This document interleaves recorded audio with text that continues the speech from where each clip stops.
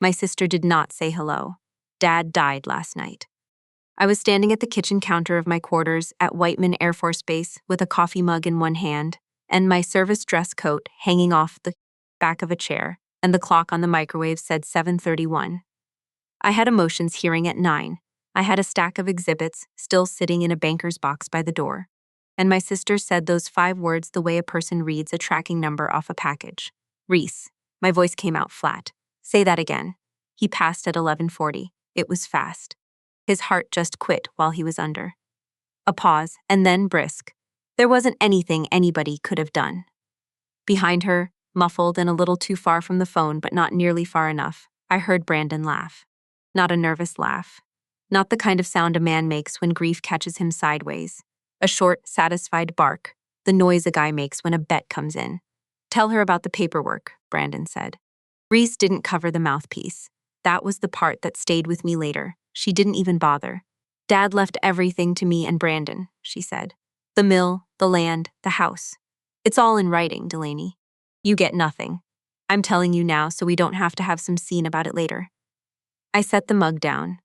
I remember the small, hard click of ceramic on laminate. Because everything else in my head had gone very quiet.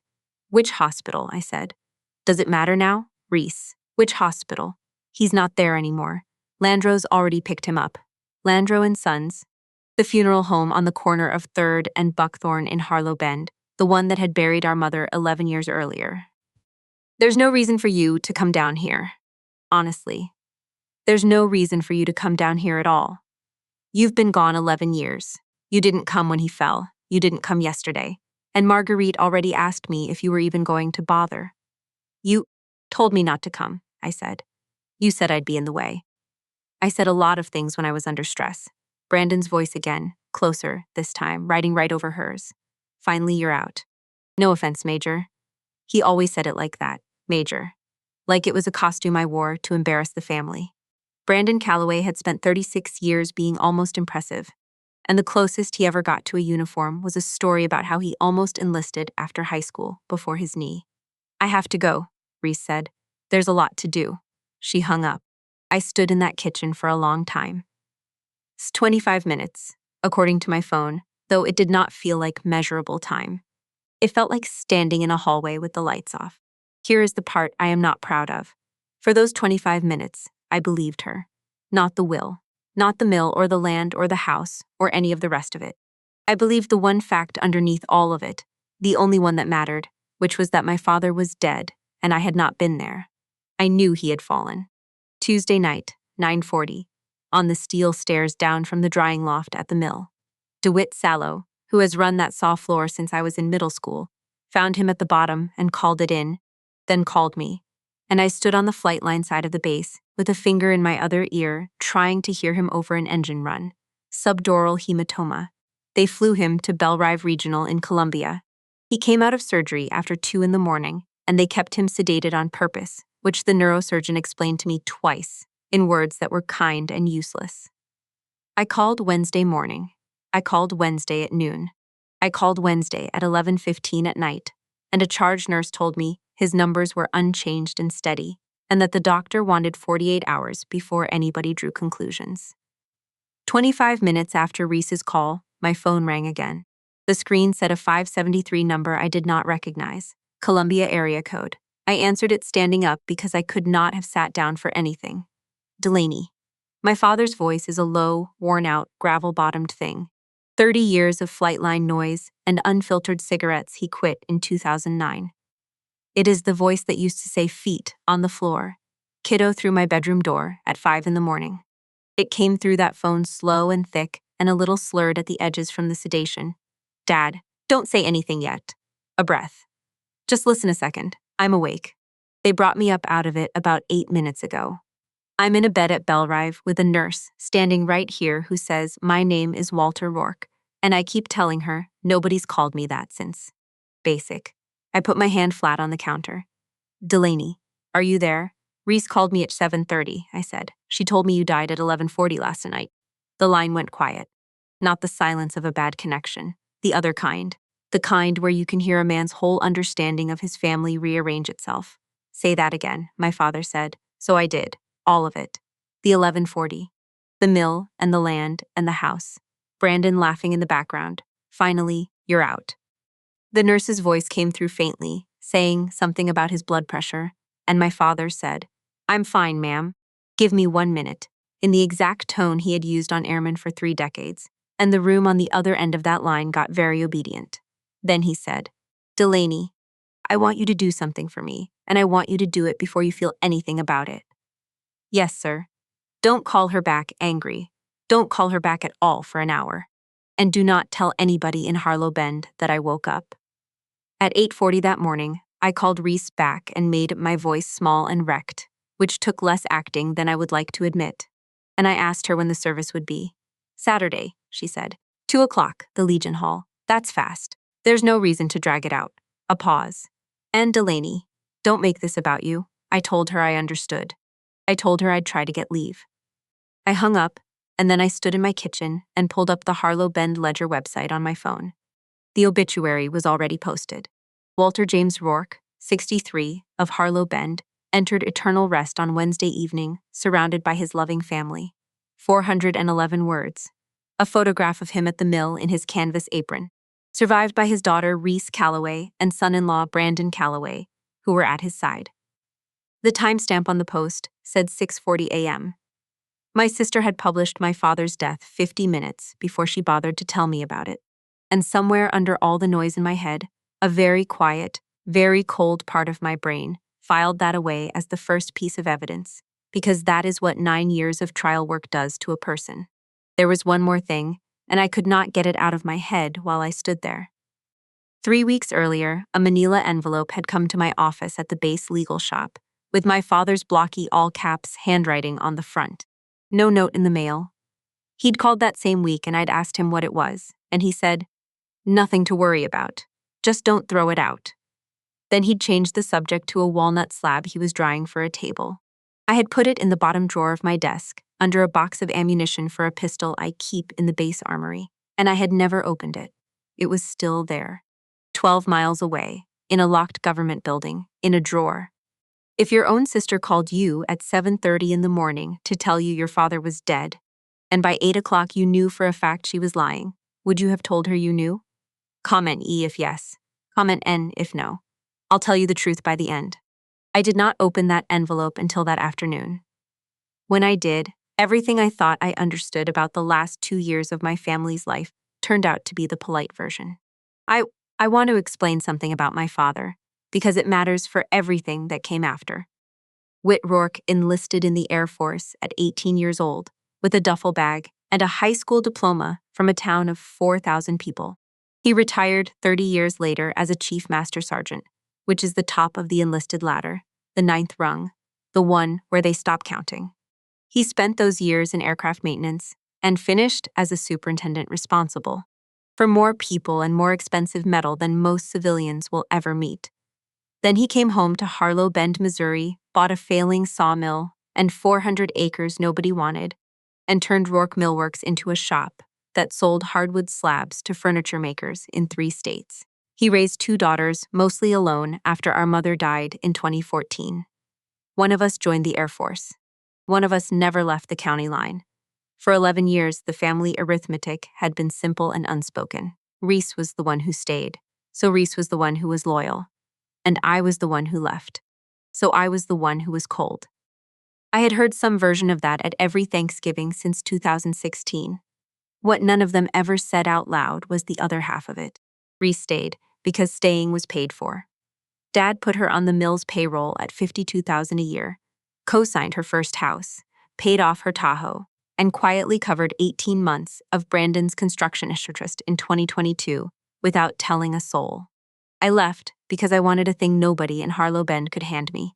I went to Missouri State on an ROTC scholarship I applied for without telling him, then law school, then a direct commission into the Judge Advocate General's Corps at 25.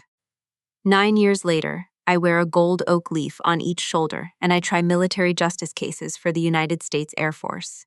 My father was the proudest man in the state of Missouri about that. He also could not stop paying my sister's bills. Those 2 facts lived in the same house for a decade without ever being in the same room. Colonel Adrian Vance keeps a print of a B-2 on rollout over Missouri farmland on the wall behind her desk, and a coffee mug that says "World's Okayest Boss" that her daughter gave her, and absolutely no patience for a subordinate who wastes her morning. I stood in front of that desk at 091 in service dress, with my hearing pushed to Monday, and told her, in order and without adjectives, everything I had learned in the last 100 minutes. She let me finish. Then she took her glasses off, which is what she does when she is about to say something you will not enjoy. Two things, Major, and I need you to hear the second one more than the first. Ma'am. First, you've got leave on the books and a father in an ICU. Fill out the request and I'll approve it before you get to the parking lot. She put the glasses down. Second, you are a judge advocate in the United States Air Force. Your sister is a civilian. Her husband is a civilian. Every single thing you just described to me happened off installation, involving civilians, involving a county recorder and a state vital records office and a bank. You have exactly zero authority over any part of it. I know that, ma'am. You know it in the abstract. I want you to know it out loud. She leaned forward. You do not investigate this as an officer. You do not send one email from a .mil account about it. You do not walk into the Callaway County Sheriff's Office in that uniform and let anybody there assume the Air Force is standing behind you, because it is not. And the second a defense attorney can say, a federal officer used her position against her own family in a civil estate matter, everything you build falls over. I felt the floor of it settle under me. She was right, and she was doing me the courtesy of saying it before I made the mistake instead of after. You go down there as Whit Rourke's daughter, Colonel Vance said, private citizen, on leave. You hire a civilian attorney. You take what you find to a civilian detective. If there's a federal piece, an actual federal agent will find it, and you will let him. Yes, ma'am. She was quiet a second. For what it's worth. She picked the glasses back up. I met your father at your promotion. He told me a story about a walnut tree for 11 minutes. Get him home. There was one place, exactly one, where the uniform was going to matter, and neither of us saw it coming that morning. It found me on Friday, and it came from a master sergeant with a clipboard.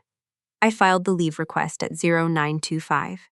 I cleaned out my desk drawer at 0940.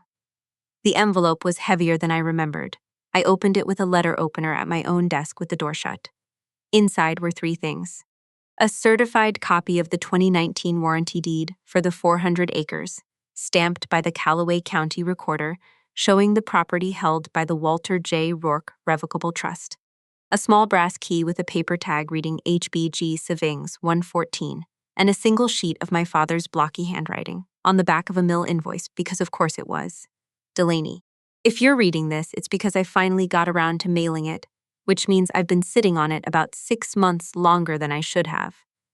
Somebody has been cutting timber off the back 40, not poachers.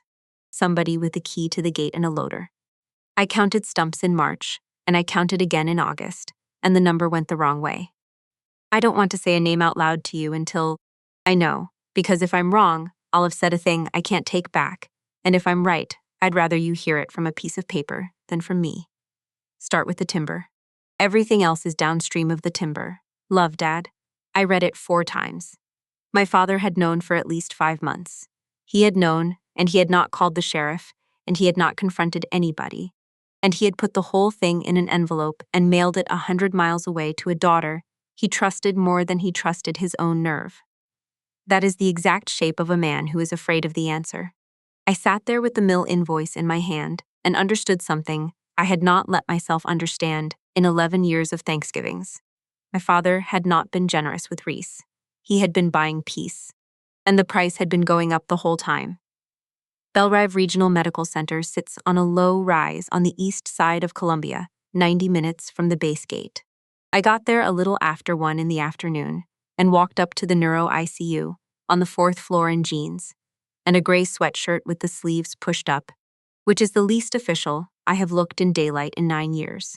He was sitting up. They had him at 45 degrees with a white gauze turban wrapped over the left side of his skull and a line running into the back of his hand, and his color was terrible, gray-yellow under the fluorescent light, and he was awake, and his eyes tracked me the second I came through the door.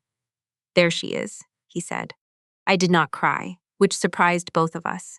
I sat down on the edge of the bed, which you are not supposed to do, and I put my hand on his forearm where the hair had gone white, and neither of us said anything for a while. Your head hurts, I said finally. It's a solid 9. You want me to get somebody? I want you to listen. He shifted, winced, made a decision about the pain and set it aside, the way he sets everything aside. The nurse. Rahman, get her in here.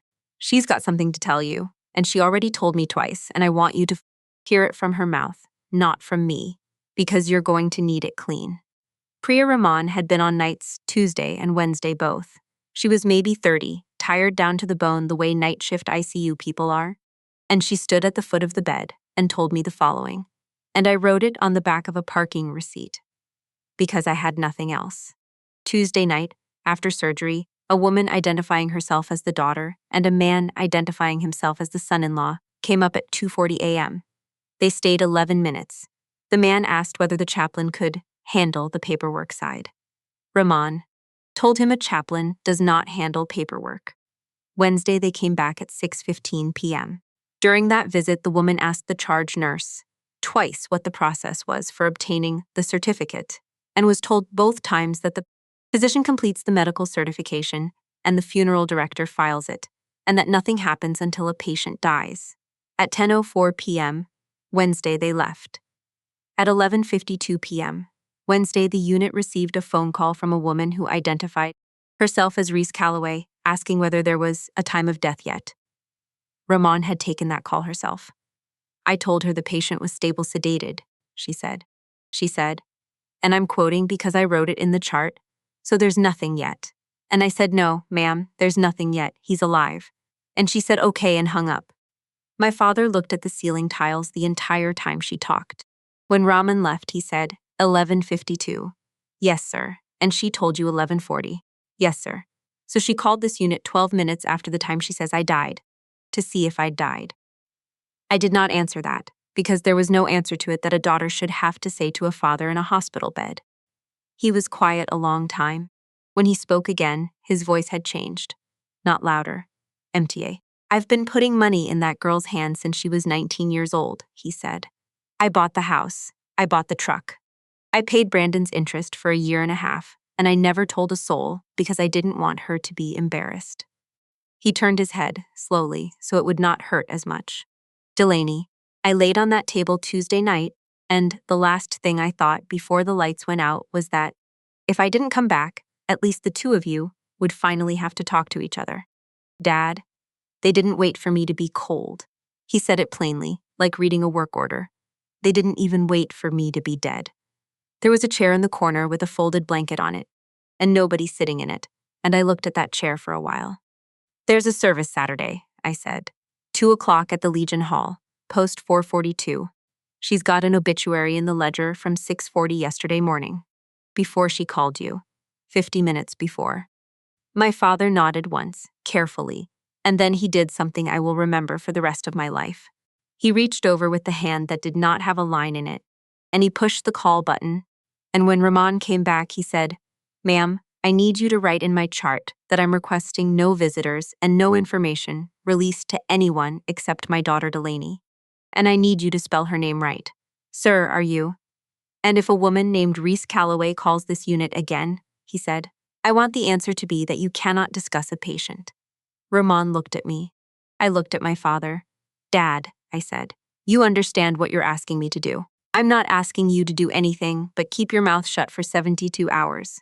He settled back into the pillow and closed his eyes. They think I'm dead. Let them keep acting like it. People tell you exactly who they are when they think the man who signs the checks is in a drawer at Landro's. He was asleep 4 minutes later. I sat in the chair nobody had been sitting in, and I made a list on the back of the same parking receipt. And the first line on it was one word. Timber. Harlow Bend has one blinking light, a Casey's, a feed store, a bar called The Anchor that has never once been within 200 miles of navigable water, and my father's mill at the end of Buckthorn Road, where the county blacktop turns to gravel. I got in a little before 6 that evening and did not go to the house. I went to the mill. DeWitt Sallow was on the saw floor with the lights off, except the two over the ripsaw table, sweeping. 58 years old, Forearms like bridge cable, the same green work shirt he has worn since the Bush administration. He had a black band of electrical tape around his upper arm, which is what a man does when he does not own a black armband and his boss is dead. He saw me and his face came apart. Delaney, do it. I've been calling the hospital since yesterday and they won't tell me a damn thing, and Reese won't return. He stopped. He set the broom against the table very carefully, the way you set something down when your hands are not entirely yours. I found him. Did they tell you that? I come back for my thermos and he was at the bottom of them stairs and his eyes was open. They told me. He was still talking when the helicopter come. I looked at that man, who taught me to run a jointer when I was 9, and cried at my mother's funeral harder than anybody in our actual family. And I made a decision I will not defend to anybody. Do it. I need you to do something for me and not ask me why. Okay. For the next 2 days, if anybody asks you what you know what the ledger says. That's all. He looked at me for a good 5 seconds. DeWitt Sallow is not a fast man, but he is not a slow one either, and something moved behind his eyes. Is that right? He said. That's all I'm going to say. Then I don't know nothing but what the paper says. He picked the broom back up. His voice had gone thick. Delaney, your daddy walked this floor Monday and told me he was drying a slab for you. 60 inches wide. He wouldn't let nobody else touch it. I had to go stand out by the log deck for a few minutes after that. The house was worse. My father's house is a 1961 ranch, with a carport and a workshop and a kitchen that has not been updated since my mother chose the tile. I let myself in at 8 and could tell inside of 10 seconds that people had been through it. Not ransacked, nothing so honest as that. Curated. His filing cabinet in the back bedroom was open, and the middle drawer, the one where he kept the mill paperwork, was empty. Not disturbed. Empty. The hanging folders were still in it, with nothing inside them. The desktop computer was gone. Just the tower. The monitor was still sitting there with the cables coiled and tucked, which told me it was not a burglar, because a burglar does not coil your cables. And on the wall going down the hallway, where there had been 5 things, there were now 4 rectangles of slightly darker paint, and 1 gap. When my father retired in 2011, they gave him a ceremony in a hangar with a flag detail. And at the end of it, an airman handed him a folded flag in white gloves, 13 folds, corners crisp enough to cut on. He had it put in a triangular oak case he built himself out of black walnut off his own back 40, with a brass plate reading Chief Master Sergeant Walter J. Rock, United States Air Force, 1981-2011. It hung in that hallway between a photograph of my mother and a photograph of a B-52 he crewed at Barksdale. He told me once, exactly once, standing in that hallway with a beer in his hand, that when he was gone, the case went to me, and the photographs went to Reese, and that he had written it down someplace, so nobody would have to argue. The case was gone. I stood in that hallway for a while, with my hand flat on the wall in the empty rectangle. Then I went out to the workshop, and the loader was gone from the equipment shed, and the gate key was gone off the nail by the door, and I sat down on an overturned 5-gallon bucket in my father's workshop at 9 o'clock at night and started writing on a legal pad. Master Sergeant Ephraim Doss called me at 0741 the next morning. I was standing in the gravel lot of the Sundowner Motel out on Route 5 with a cup of gas station coffee going cold on the hood of my truck, and I almost did not answer because the number came up as the base. Ma'am, this is Master Sergeant Doss, Base Honor Guard NCOC at Whiteman. I apologize for calling you on leave. Go ahead, Sergeant. Ma'am, I've got a funeral honors request that came in yesterday morning for a retired Chief Master Sergeant Walter J. Rourke, Harlow Bend, Missouri, service Saturday at 1400, American Legion Post 442. 2-person detail, flagfold and taps. He paused, choosing his words. When I pulled the name up, the retiree contact block listed a Major D. Rourke at our legal office, and I recognized it off the roster. I wanted to call you myself before I scheduled the detail. If this is your father, ma'am, I am very sorry for your loss. I stood in that gravel lot and watched a semi go by on Route 5 and felt the entire shape of the next 48 hours snap into place. Sergeant Doss, ma'am, my father is alive. There was a silence on that line of a very specific quality. It was the silence of a senior non-commissioned officer with 16 years in deciding whether an officer is having a breakdown. Ma'am, say again, my father is alive. He's in the neuro ICU at Belrive Regional in Columbia, room 411, and he woke up yesterday morning at 0752, and he is currently sitting up eating applesauce and complaining about the television.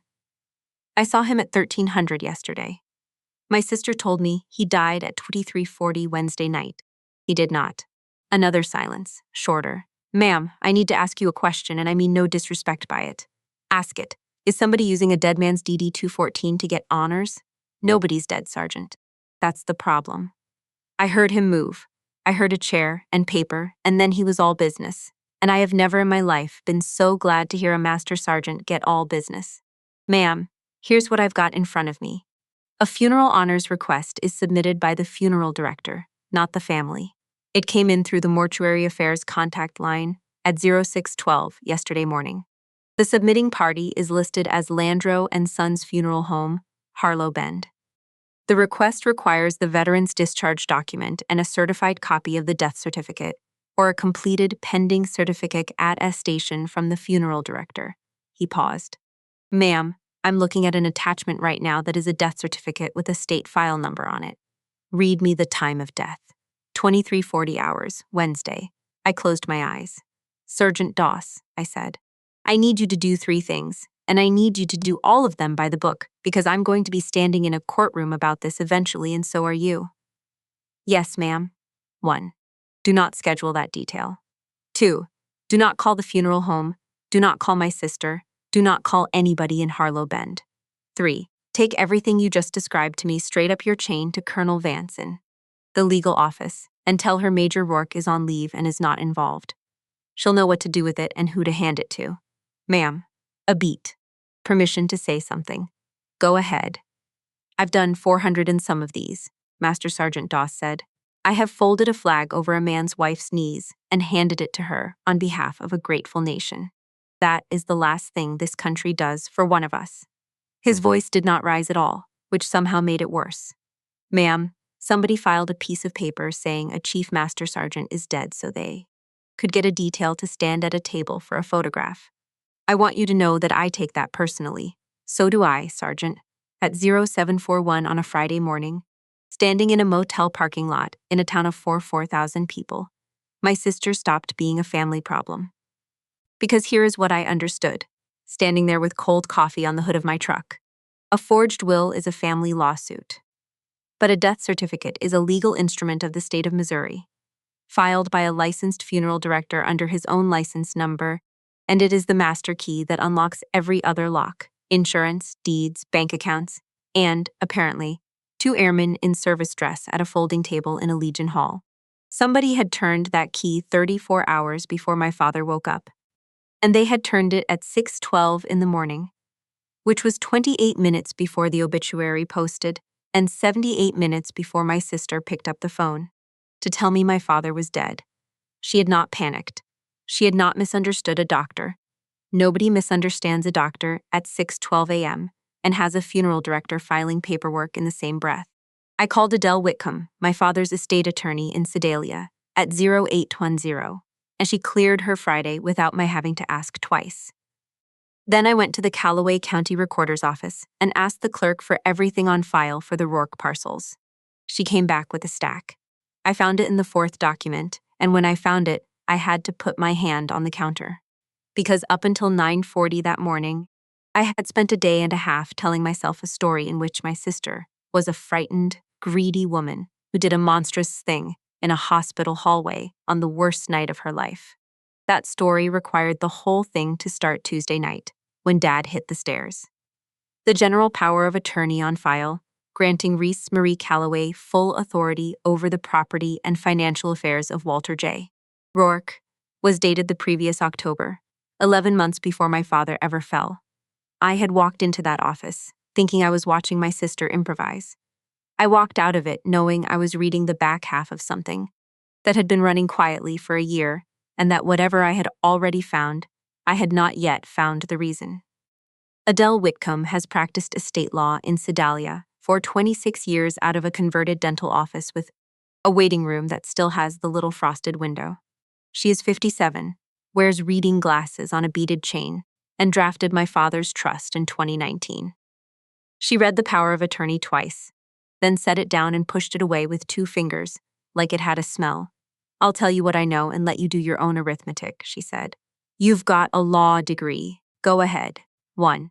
I drafted a durable power of attorney for your father in 2019, naming you as agent and Reese as successor. That document is in my file. This is not that document. She tapped the page. This is a fill-in-the-blank form off a legal website. Whoever filled it out knew enough to get it notarized so it could be recorded against real property, and not enough to know the notarial certificate has to state the commission. Expiration. She turned the last page toward me. The stamp read Trina D. Boyd, Notary Public, State of Mississippi, with a commission number. 2, Adele said. I ran that commission number this morning while you were driving over. Trina Boyd's notary commission expired in March of 2 years ago and was not renewed. So the acknowledgement is void. The acknowledgement is void, and depending on what she knew and what she was paid, Trina Boyd has a problem that is considerably worse than a void acknowledgement. She pulled a second folder over. 3. And this is the one I want you sitting down for. I am sitting down. You're leaning. She opened the folder. There is a deed of trust recorded against the 400 acres 9 months ago. Cross Ridge Community Bank, Warrensburg, $340,000. Signed by Reese Marie Calloway as attorney-in-fact for Walter J. Rourke, under the authority of that power of attorney, and acknowledged by the same notary. I looked at the recording stamp. February. 9 months ago. My father had eaten Easter dinner at my table in April and told me, Mill had its best quarter since 2018. He doesn't know, I said. He does not know, or if he does, he never called me, and Whit Rourke calls me about a fence line dispute. Adele took the glasses off.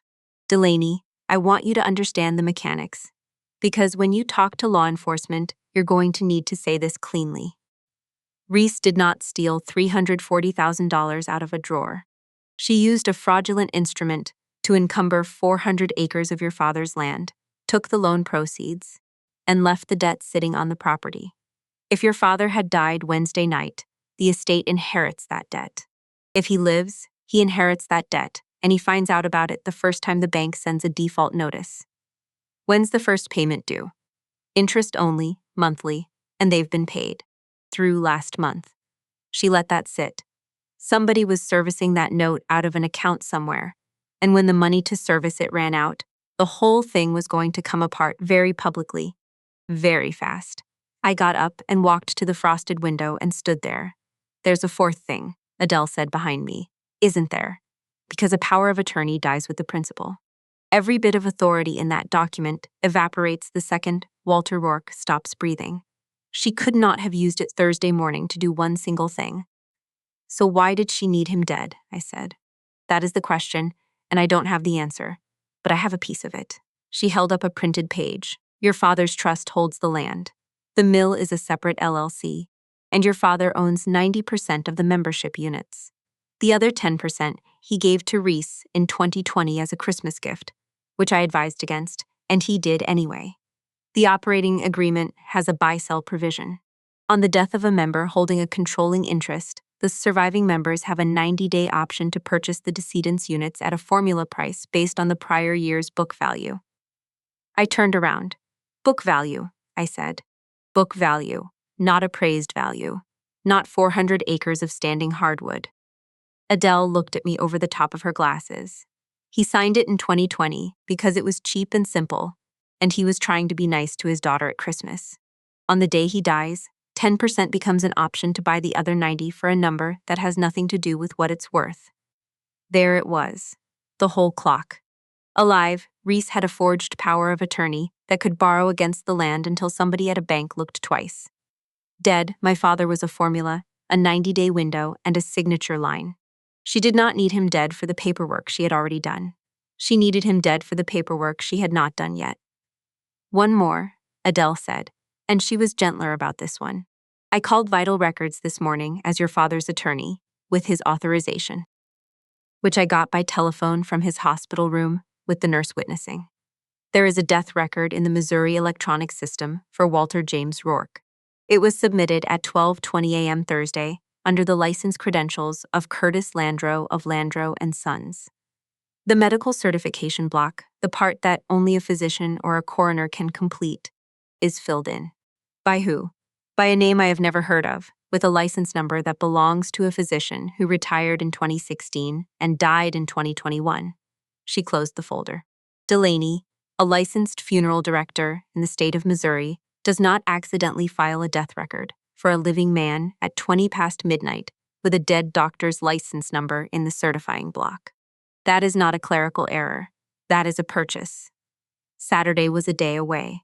I had one thing left on my father's list, and I had been putting it off since Thursday night, because I already knew what I was going to find, and I did not want to know how much of it there was.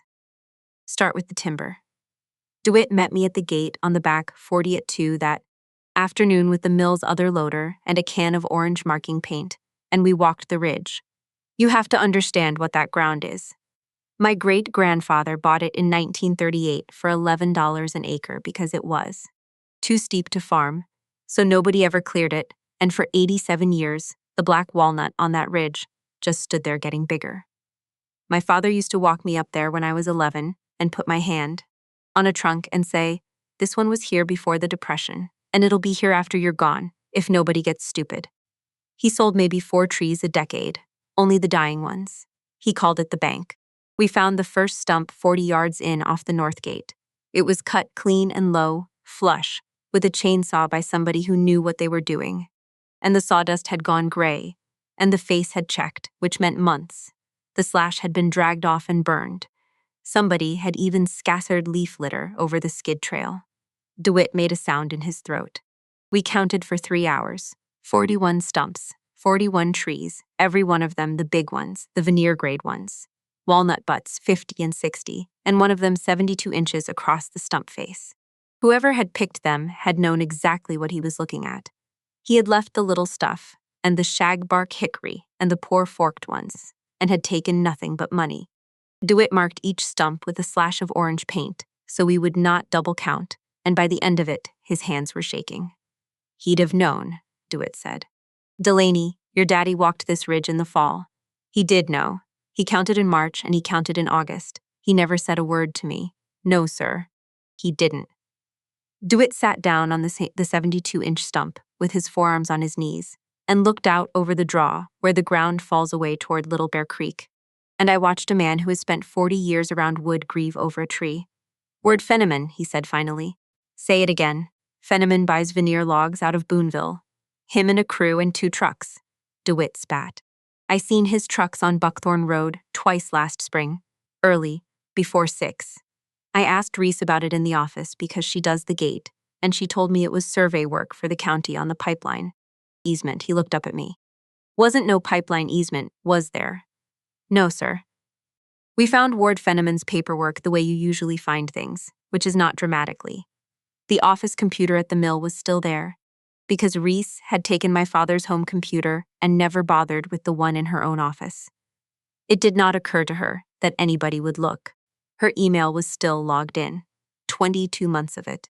Ward Fenneman, Fenneman Hardwood Procurement, all business, all polite, nothing incriminating on the face of it.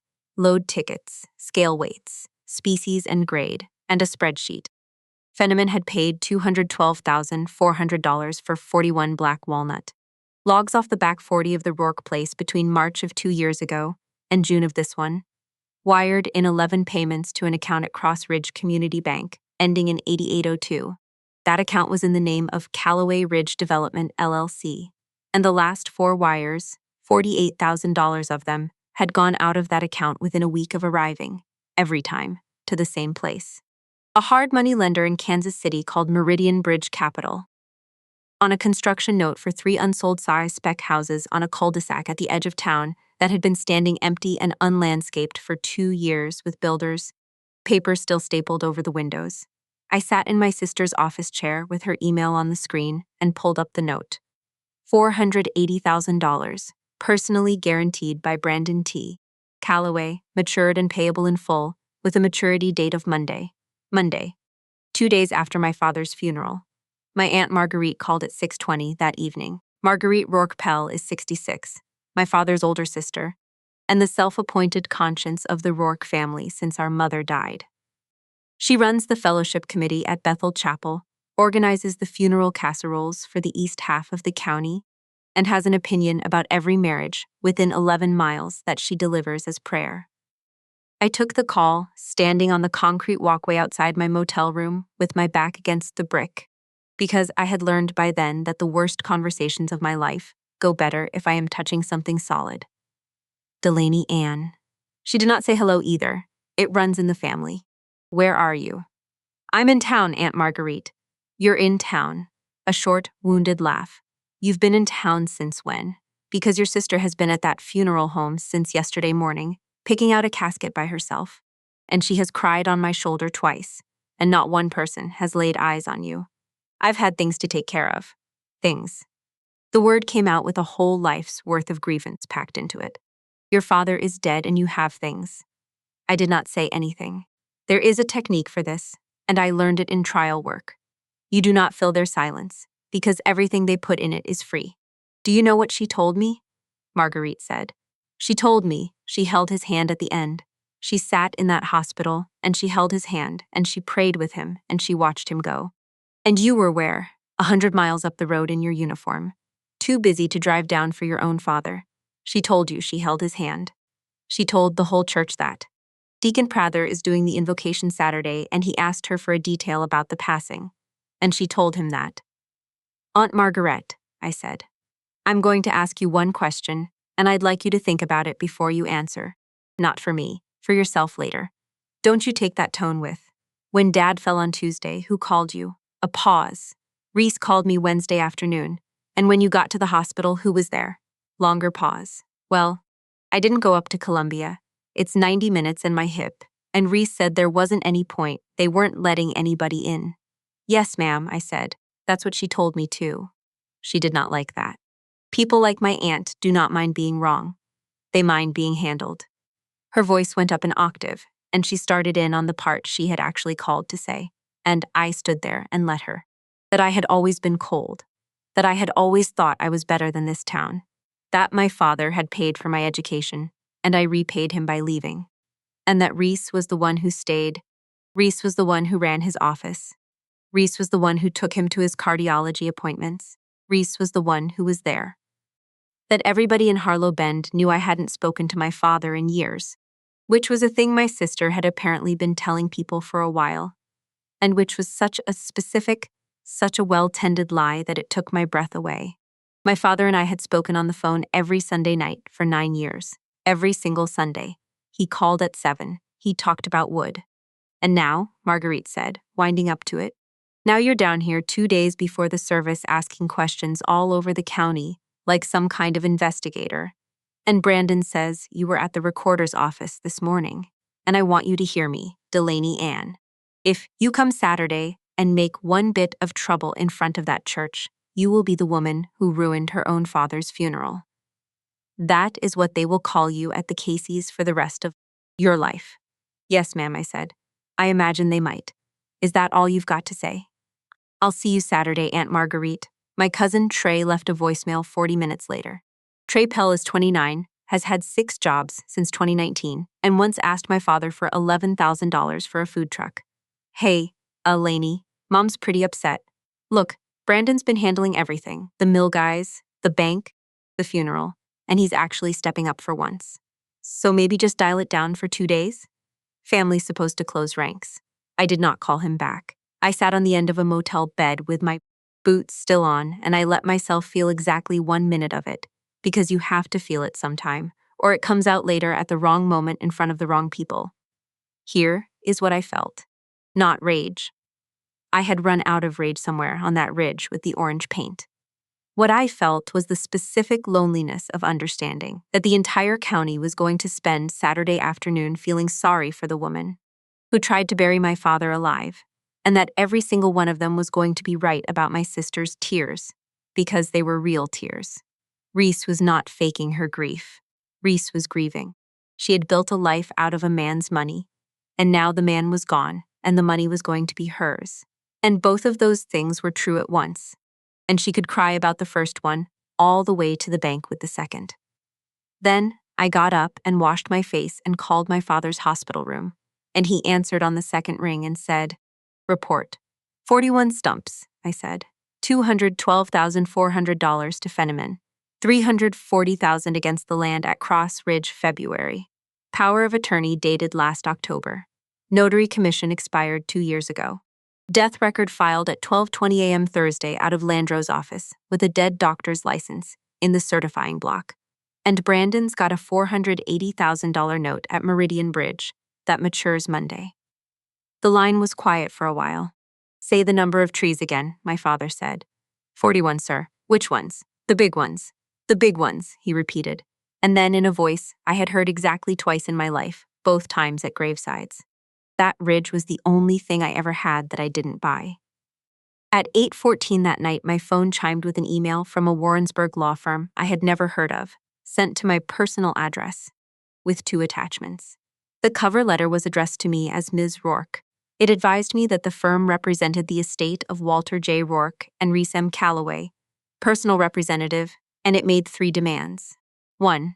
That I immediately return all property of the decedent in my possession, specifically including any keys, deeds, or documents removed from the residence. 2. That I execute the attached disclaimer of interest, waiving any and all claim to the estate. 3. That I acknowledge and arrange for repayment of an outstanding debt owed to the decedent in the amount of $60,000. The second attachment was a scanned promissory note. It was 1 page. It said that on August 2, 2018, Delaney A. Rourke promised to repay Walter J. Rourke $60,000 advanced for graduate legal education expenses, with interest, on demand. At the bottom was my father's signature. I sat down on the floor of that motel room, with my back against the bed frame, and I looked at it for a long time, and the strangest thing happened. The hurt went through me first, fast and clean, the way a splinter goes in. Because whatever else my sister was, she had known exactly where to put the knife. My father never gave me a dime for school. That was the entire architecture of my adult life. I had an ROTC scholarship and loans, and a job at a copy shop, and a service obligation I paid back with 9 years of my life. And the one thing I had that Reese did not was that nobody bought it for me. And she was going to put a piece of paper in front of the county saying he had. Then the hurt finished going through, and what was left was work. I know what a forged instrument looks like. And this one had been made by somebody smart, hurried, and never once questioned by a professional. The signature was mine to recognize before it was anybody's to authenticate. My father signed his name with a full loop on the W, and then a hard downstroke that ran off the line, a habit from 30 years of signing maintenance forms on a clipboard against a wing. The signature on that note had the loop. It did not have the downstroke. It sat neatly inside the ruled line like a man signing at a desk, and my father never in his life signed anything at a desk. Second, the document was a scan of a printout, and somebody had exported it directly to a portable document file instead of scanning paper. Because the text was selectable, I opened the file properties. Author, Calloway. Created, Thursday 9:52 a.m. That was 22 minutes after my sister hung up on me. Third, and this is the one that made me laugh out loud, in an empty motel room at 8:30 at night, alone, which is not a laugh I am proud of. The body text of that promissory note was set in a typeface I recognized, because the Air Force spent 2023 pushing a font change across half our forms, and I had spent a genuinely stupid amount of that year listening to captains complain about it. It is a typeface that was released to the public in 2021. My sister had forged a document dated August of 2018 and set it in a font that did not exist until 3 years later. I forwarded the entire email to Adele Whitcomb at 8:41 p.m. with one line in the body. She just put it in writing. Detective Sergeant Ramona Ives works financial crimes for the Callaway County Sheriff's Office out of a substation with a broken vending machine, and she agreed to meet Adele and me at 9 o'clock on a Friday night because Adele Whitcomb has been getting people out of bed in that county since 1999. She is maybe 50, built like a softball catcher, and she went through my binder the way a mechanic goes through an engine, without any expression at all, for 35 minutes. Then she said, "Ma'am, I need to ask you something before we go 1 inch further. What's your rank?" "Major, United States Air Force." "You investigate this in that capacity?" "No, ma'am. I'm on ordinary leave that was approved Thursday morning. Everything in that binder came from a public recorder's office, a business computer at a company my father owns, documents mailed to me personally, and a nurse who volunteered a statement. My staff judge advocate told me Thursday morning, in her office, that I have zero authority in this matter and instructed me to bring anything I found to civilian law enforcement. That's what I'm doing. Ives looked at me a second longer. Good, she said, because I'd have had to hand it all back. She turned a page. Right? The forged power of attorney and the deed of trust. That's forgery and uttering a forged instrument. That's mine, I can build it. The timber is felony stealing, and that's mine. The false promissory note she emailed you tonight is mine, and honestly, ma'am, that one's a gift. She flipped to the tab I had marked in blue. The death certificate is not mine. Whose is it? State first. Filing a false death record is a felony under Missouri law, and the Bureau of Vital Records has an investigator who is going to be extremely interested in Mr. Landro's license number, showing up over a certifying block belonging to a physician who died in 2021. She tapped the page. But you've got a second problem in here that's a whole other animal. The honors request. The honors request.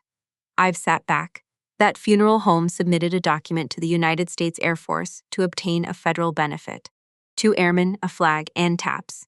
At government expense under federal law. They used a false death certificate to get it. That's a false statement to a federal agency. And there are people at the Kansas City field office who are going to want the bank piece too, because Cross Ridge is federally insured, and that loan application was made with a forged instrument. Adele said quietly, so we call the FBI. I already did, I've said. About 4 hours ago, after your first phone call, because I've been doing this 22 years, and I know what a Saturday looks like. Special Agent Curtis Halloway arrived at 10:40 p.m.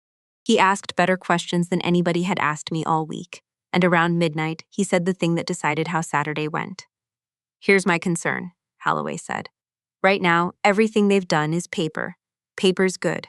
Paper convicts people. But the strongest evidence in this case is a man in a hospital bed in Colombia, and the second they find out he's alive, 3 things happen fast. Landro amends that death record and calls it a clerical error. Your sister calls a real lawyer, not whoever wrote that letter, and stops talking. And Mr. Calloway, who has a $480,000 balloon coming due Monday and a personal guarantee on it, gets on a plane. They find out tomorrow at 2 o'clock, I said. They find out tomorrow at 2 o'clock, Halloway agreed. So the question is how and where everybody's standing when it happens. Ives was already writing. I can have a probable cause statement in front of a judge by 7 a.m. on the forgery and uttering. That's the cleanest count, and I've got the recorded instrument, the expired commission, and Mr. Rourke's sworn statement that he never executed it. My father can give you the statement tonight, I said. He's lucid. He's oriented. His physician cleared him this morning, and he will sign anything you put in front of him if you can get somebody to Columbia. Halloway said, one more thing, Major, and I want to be direct. Tomorrow, whatever happens in that hall happens with civilians in charge. Detective Ives and I will be present. You are not a participant. You're a witness and a daughter. Understood. And your father is a 63-year-old man 11 days out from a craniotomy. 4 days, I said. And Agent Halloway, if you think there is a version of tomorrow where Whit Rourke stays in that hospital bed, you have not met Whit Rourke.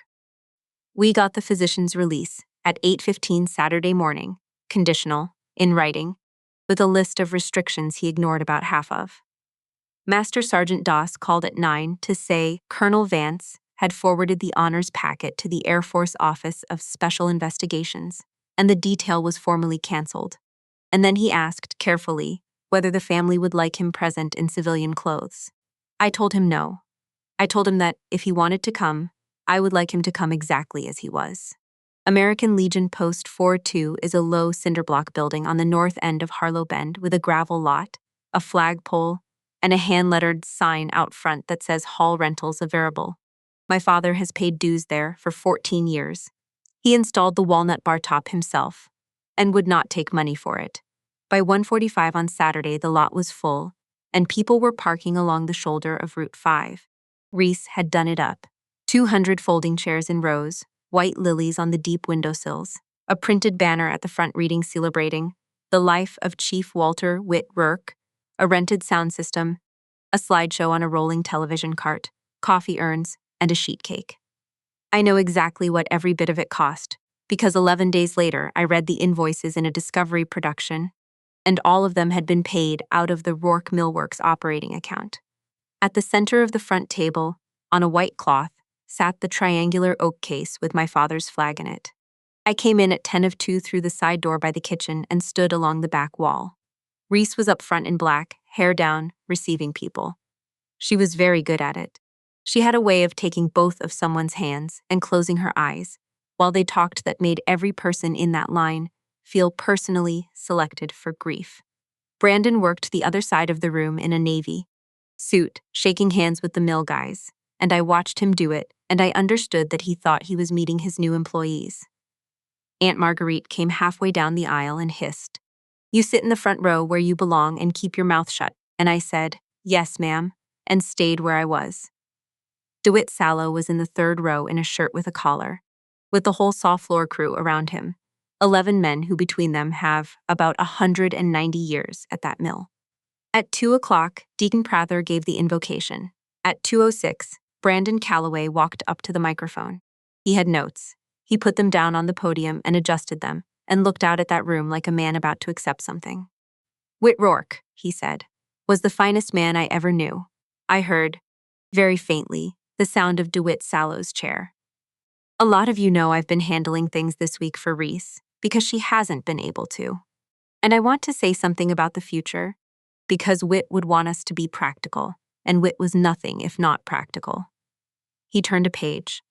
"The mill's going to be fine. I've spoken with the bank, and I've spoken with a buyer for the standing timber on the home place, and I want everybody in this room who works out there on Buckthorn Road to hear it from me first. Nobody's job is going anywhere. There'll be some changes, but the family is going to make sure this thing Whit built keeps." The double doors at the back of the hall opened. There is a particular sound a room makes when 200 people turn around at once. It is not a gasp. It is a shift, a movement of air. My father came in on a cane. He had refused the wheelchair in the parking lot with language I will not repeat. He was in a gray suit that hung off him, a white shirt, no tie, and a knit watch cap pulled over the shaved and stapled left side of his skull, because he had decided a man does not walk into the Legion Hall looking like a science experiment. He was moving at about a third of his speed. He came in under his own power, and he came in alone, because he had made me walk 2 steps behind him, and I have never in my life been so proud to be 2 steps behind anybody. Somebody in the fourth row screamed. A woman near the coffee urns dropped a cup, and it went off the tile like a gunshot, and nobody cleaned it up for 40 minutes. Deacon Prather stood up so fast his chair went over, and the entire 11-man saw floor crew of Rourke Millworks came out of the third row onto their feet like one animal.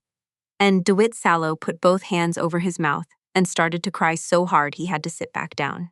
At the front of the room, my sister turned around. I have thought about her face many times since. There was no calculation in it, not in that first half second. It was pure, absolute, physical terror, the face of a person who has just seen the laws of the world break in front of her. She made a sound. Her knees went, and she caught a folding chair, and the chair skidded, and she went down onto one knee in her black dress in front of 200 people. Brandon did not move at all. He stood at that podium with his hands still on his notes for 11 full seconds, and I know it was 11 because a man 3 rows back was filming, and I have watched that video since, and I counted. My father crossed that floor in 22 steps. Nobody said one word. The slideshow was still running behind the podium, cycling through photographs of him at the mill, at my mother's side, at a hangar in 1994, while the man in the photographs walked up the aisle of his own memorial service. He got to the front. He looked at the banner. He looked at the lilies and the sheet cake. Then he looked at the oak case on the white cloth, and he picked it up, and he held it against his chest with one arm. He put his other hand on the podium, and Brandon Calloway stepped back from that microphone like it was hot. My father leaned in. "I understand," he said, "that I'm late." Nobody laughed. Nobody breathed. "Sit down, everybody," my father's. "This won't take long and there's cake." They sat. 200 people sat down in a cinder block hall in Harlow Bend, Missouri, because a chief master sergeant told them to. Tuesday night, I fell down the stairs at my own mill and cracked my head open, he said. They flew me to Columbia, and a surgeon named Amos Keel took a piece of my skull off and put it back, and he saved my life, and I intend to send that man a table. They kept me under until Thursday morning. I woke up at 7:52. He let that sit. My daughter Reese told this town I died at 11:40 Wednesday night. Somebody near the back said, "Oh, Lord." At 11:52 Wednesday night, 12 minutes after the time she says I died, Reese telephoned the intensive care unit and asked the nurse if there was a time of death yet. That nurse wrote it in my chart, and she has given a statement. He shifted the flag case against his ribs. At 12:20 a.m. Thursday morning, a death certificate for me was filed into the state of Missouri's electronic vital records system out of Landreau and Sons. "Kurt, are you in this room?" He was. Fourth row, aisle. He did not stand up. The doctor's license number in the certifying block on that certificate belongs to a physician who retired in 2016 and died in 2021, my father said. So that's a question for somebody besides me. He turned a page. He had exactly one page, in my handwriting, because his hands were still unsteady. At 6:12 Thursday morning, that same funeral home submitted a request to the United States Air Force for military funeral honors at this service. A flag detail, 2 airmen, taps. My father's voice did not change, and that was the frightening part. They attached a copy of that death certificate to get it. That request went to the base honor guard at Whiteman, and the non-commissioned officer who received it happened to recognize my daughter's name off the legal office roster, and he called her to say he was sorry for her loss. She told him I was alive. I felt the room find me along the back wall. I kept my eyes forward. At 6:40 Thursday morning, my obituary went up on the Ledger's website. At 7:30, Reese called Delaney in Warrensburg and told her I was dead and that she was getting nothing. At 9:52, my other daughter's name went on a promissory note that says I loaned her $60,000 for law school in 2018. He looked out at the room. I never gave that girl $1 for school. Some of you have heard me complain about it. She wouldn't take it. Then he said the part I did not know he was going to say. "Now, I want to tell you about the trees." And he told them. 41 black walnut off the ridge his grandfather bought in 1938. $212,400 paid by a log buyer out of Boonville into an account belonging to Callaway Ridge Development. A $340,000 deed of trust recorded against his land in February on a power of attorney he never signed, dated last October, notarized by a woman whose commission expired 2 years ago. I counted stumps in March, he said, and I counted them again in August, and I wrote every one of them down in a book, and that book has been in a safe deposit box at Harlow Bend Savings since the 9th of September, because I could not make myself say out loud who had a key to that gate. He stopped. It was the only time he stopped. "That's the part I have to own in front of all of you," my father said. I knew in March, and I sat on it because I was afraid of the answer, and because I have spent 12 years handing that girl money to keep her close, and I told myself that was love. It wasn't. It was a fee I was paying so nobody would ever say Whitrourke's family fell apart. He looked down at the front row. It fell apart anyway. It just cost me a ridge on the way. Reese was still on the floor by the chair. She said, "Daddy," and it came out cracked open, and I will not pretend it was fake. "You called the hospital to see if I'd finished dying," my father said. "You didn't come back up the hall. You called. I thought, they told us he wouldn't. They told you 48 hours. Brandon said. She stopped herself, but the whole room heard the shape of it. She looked over at her husband, and her husband looked at the floor, and that was the exact second that marriage ended. My father set the flag case down on the podium. Then he took a folded document out of the inside pocket of a suit that was 2 sizes too big for him. "This was signed in Adele Whitcomb's office yesterday afternoon, and it's already recorded," he said. "It revokes every power of attorney I've ever granted, removes Reese Marie Callaway as a beneficiary of my trust, and terminates her employment and her membership interest in Rourke Millworks for cause. There's a lawsuit coming about the land, and the bank's going to have its own opinion about that note in February." He put it on the podium. "Reese, I'm not going to say I never loved you. I'm going to say the exact true thing instead, which is that I loved you badly for a long time, and today's the day I quit." Detective Sergeant Ramona Ives had been standing inside the kitchen door since 1:52 p.m. She came out with a Callaway County deputy and Special Agent Holloway behind her, and she did not go to the podium, and she did not say anything to my father, and she did not make a speech. She walked up the side aisle to Brandon Calloway and said, quietly enough that only the first 4 rows heard it, "Mr. Calloway, I have a warrant for your arrest." He put his hands out in front of him, which is not how it works, and the deputy turned him around and did it properly, and they walked him out the back doors, past 200 folding chairs. He was crying by the time he reached the coffee urns. On the way past the 3rd row, he said, "To nobody, I told her not to file it early." The saw floor crew of Rourke Millworks let him get all the way to the door before DeWitt Sallow stood up and said, "41 trees, you son of a bitch," and 11 men said nothing at all, which was worse. Aunt Marguerite reached my father before the doors closed. She had her hands out, and her face was already arranging itself. Walter, honey, we didn't know. That girl lied to us. She lied to the whole church. Margie." My father did not raise his voice 1 degree. "Wednesday night, my daughter Delaney called you and asked if anybody had gone up to Columbia. You told her there wasn't any point." He picked the flag case back up. "You didn't have to know a thing about the trees. All you had to do was drive 90 minutes. She said his name twice more. He walked past her. He came down the middle aisle to the back wall where I was standing, and by then, people were on their feet the whole length of that hall, and he stopped in front of me and held out the oak case with both hands. "This was always yours," he said. "Take it before somebody else rents it." Behind him, in the doorway, Master Sergeant Ephraim Doss stood in blues with his cap under his arm. He did not salute. You do not salute indoors, and I was in a civilian jacket besides. He came to attention. Then he crossed the floor, put his hand out to my father, and said, "Chief." And the oldest man in that hall, 91 years old, who fixed airplanes at Osan in 1953, got up out of his chair on his own and stood until somebody helped him sit back down. I would like to tell you I got through that with a straight face. I did not. 7 months.